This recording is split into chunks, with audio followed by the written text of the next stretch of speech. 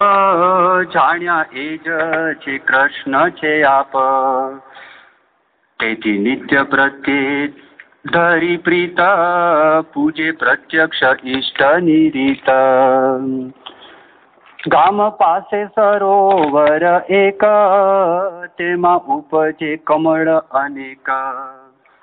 એક જય રામદાસ નો મિત્ર, નામ કૃષ્ણ તંબોળી પવિત્ર.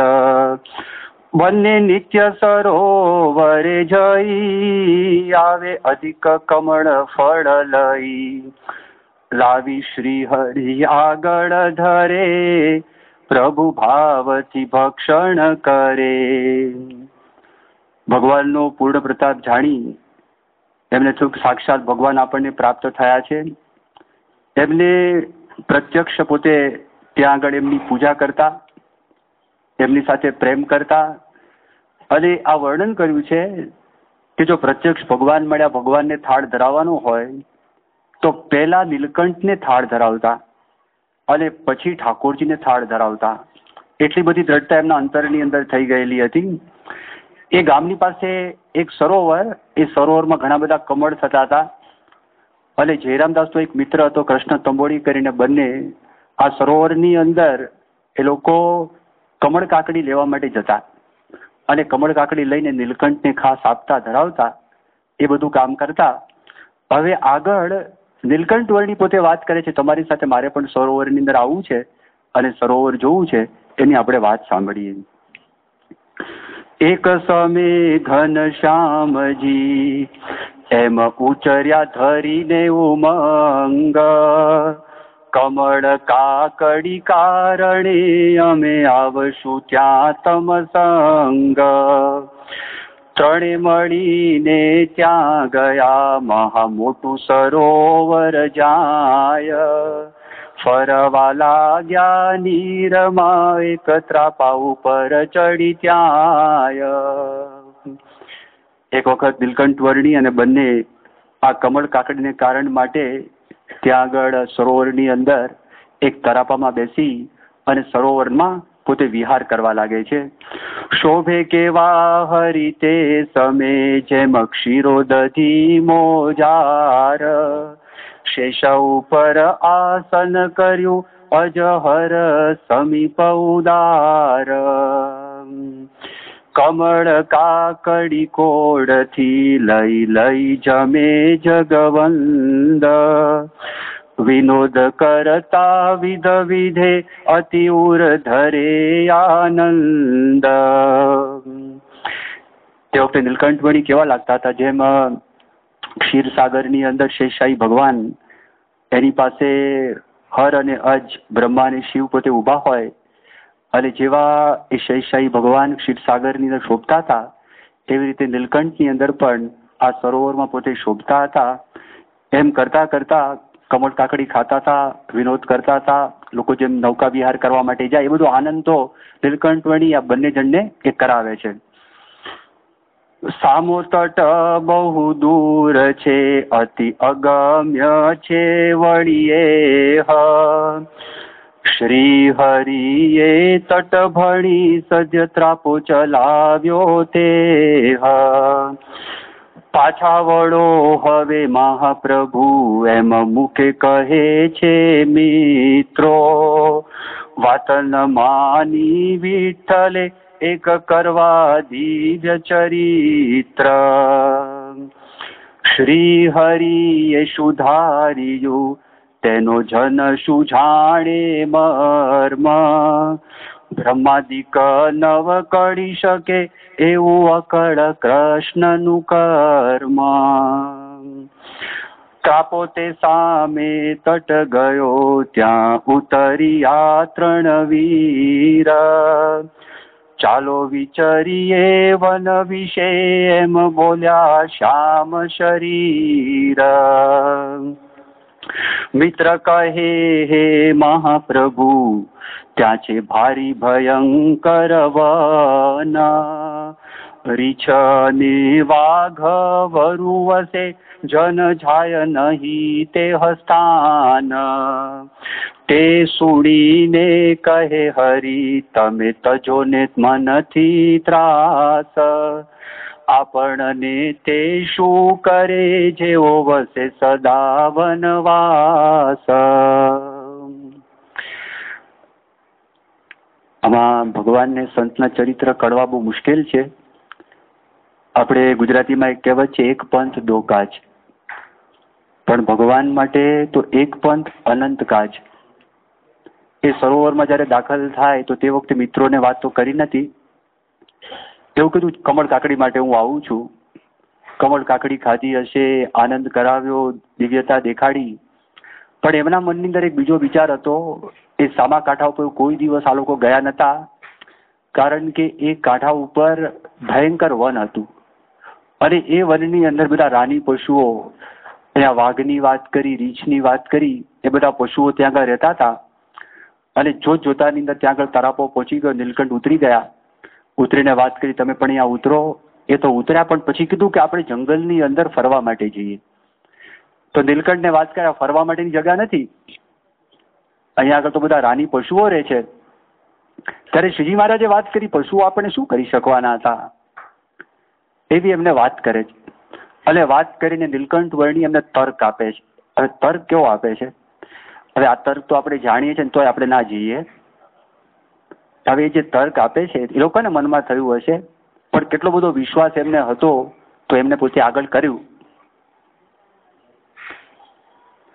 શરીર જોરે ન ગણો સમર્થ, બુદ્ધિ વિનાનું બળ સર્વ વ્યર્થ. જો સિંહ સર્પો કપિરીચ હાથી, નાચે બિચારા જનના કયાથી. બળિષ્ઠ જાજુ બળ જો કરે છે, તો એકના પ્રાણ કદી હરે છે. જો બુદ્ધિ પ્રેરે જન બુદ્ધિમાન, ઉજાડી દે ઇન્દ્રપુરી સમાન. એવું સુડીને મળી મિત્ર ચાલ્યા, અઘોર વાટે વનમાં મહાલ્યા. નિશ્ચિંત ચાલે મૃગરાજ જેમ, ત્રણે ફરે છે વન મધ્ય તેમ. તર્ક શું આપે છે કે શરીર જોરે ન ગણો સમર્થ, બુદ્ધિ વિનાનું બળ સર્વ વ્યર્થ. જો સિંહ સર્પો કપી રીંછ હાથી, નાચે બિચારા જનના કયાથી. સિંહ બળવાન છે, સાપ ઝેરીલો છે, વાંદરો નટખટ છે, રીંછ ભયાનક છે, હાથીની પાસે જવાય નહીં. પણ આ બધાને સર્કસમાં માસ્ટર નચાવે ને, મદારી સાપને નચાવે, તો બુદ્ધિ બળે કરીને ભલે પેલા લોકો બળવાન છે, શરીરના બળથી પણ આ નચાવી શકે છે. તો આપણી પાસે બુદ્ધિ, ભગવાન આપણને બુદ્ધિ આપી છે, તો આપણે જંગલમાં શું કરવાના હતા, કરે કે ના કરે? આ જાણે છે તોય કરે. શ્રીજી મહારાજ બીજી વાત કરે છે કે જે માણસ બળ્યો હોય એ જાજુ બળ કરે તો એકને મારી શકે, મારી નાખે. પણ બુદ્ધિવાન હોય ને એ એવી વ્યૂહરચના કરે તો આખી નાખી ઇન્દ્રાપુરી હોય ને એને ઉજળ કરી નાખે. પેલા વાત કરે છે ને કે બુદ્ધિ વગરનો સામાન્ય માણસ હોય, બિચારો ભોળો ચોરી કરે તો તમારું પોટલું લઈ જાય. બુદ્ધિશાળી માણસ ટ્રેન ચોરી જાય, આખી નાખી ટ્રેન જતી રહે. એ બુદ્ધિનું બળ છે, એ જુદી વાત છે. એવી રીતે અહીંયા આગળ વાત કરે છે. એવું છોડીને બધા મિત્રોની હિંમત આવી, ચાલો આપણે વનની અંદર જઈએ. પણ ત્યાં આગળ જાય છે ને એક, ત્યાં થાય છે એક પ્રસંગ, એનું વર્ણન કરે છે. ત્યાં એક જોરાવર રીંછ જોઈ, તે બે જડેથી રજ દીધી ખોઈ. પોકાર કીધો ચિત માહી ચેતી, હે કૃષ્ણ હે માધવ હે સખેતી. આવી પડ્યું સંકટ આજ ભારી, સહાયતા શ્યામ કરો અમારી. ફેડો પ્રભુ ફોગટની ફજેતી, હે કૃષ્ણ હે માધવ હે સખેતી. સદા કરો ભક્ત તણી સહાય, કળા તમારી ન કદી કળાય. વેદો કહે વર્ણન નેતિ નેતિ, હે કૃષ્ણ હે માધવ હે સખેતી. તજી તમોને પરને ભજે છે, તે કાચ લઈ કાંચન ને તજે છે. ન તેલ પામે પીલવાથી રેતી, હે કૃષ્ણ હે માધવ હે સખેતી. આ રીંછ તો જીવ જરૂર લેશે, ઝાડે ચડ્યાથી નહીં છોડી દેશે. નથી હવે ધીરજ તાरहेથી, હે કૃષ્ણ હે માધવ હે સખેતી. કહે હરિ ધીરજ ચિત્ત ધારો, વિશ્વાસ રાખો ઉરમાં અમારો. તે રીંછ છે દૈવિક દેહધારી, નથી જનોને કદી કષ્ટકારી. પછી પ્રભુએ કર જ્યાં હલાવ્યો, તે રીંછ તેથી હરિ પાસ આવ્યો. ઉભો રહ્યો આગળ છેક આવી, આંસુની ધારા દ્રગથી ચલાવી. જ્યાં સામ સામી શુભ દ્રષ્ટિ સાંધી, પરસ્પરે પ્રીતિ વિશેષવાદી.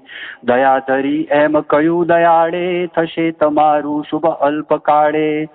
આજ્ઞા હરિએ કહી એમ દીધી, રીછે સુણીને વનવાટ લીધી. મિત્રો તણે તે પુર મધ્ય આવ્યા, સૌને દિલે શ્રી ઘનશ્યામ ભાવ્યા. પુરી વિશે વાત થઈ પ્રકાશ, તે વાત ચાલી પુર આસપાસ.